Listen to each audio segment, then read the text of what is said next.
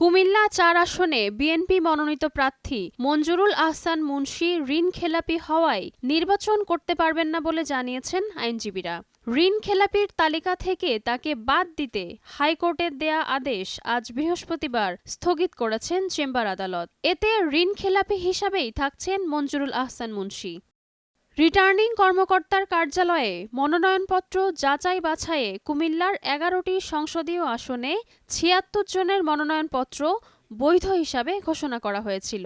এর মধ্যে মঞ্জুরুল আহসান মুন্সীর মনোনয়নপত্রও সেদিন অর্থাৎ ৩ জানুয়ারি বৈধ ঘোষণা করা হয়। যদিও তার প্রতিদ্বন্দ্বী প্রার্থী এনসিপি মনোনীত হাসনাত আব্দুল্লাহ আপত্তি জানিয়েছিলেন। হাসনাত আব্দুল্লাহকে জামায়াতের নেতৃত্বাধীন ১১ দলীয় জোট সমর্থন দিয়েছেন। এর মধ্যেই ঋণখেলাপির তালিকায় মঞ্জুরুল আহসান মুন্সীর নাম উঠে আসে। তবে সেই তালিকায় স্থগিত করে দিয়েছিলেন হাইকোর্ট। পরে এই আদেশ স্থগিত চেয়ে চেম্বার আদালতে আবেদন করেন প্রিমিয়ার ব্যাংক কর্তৃপক্ষ।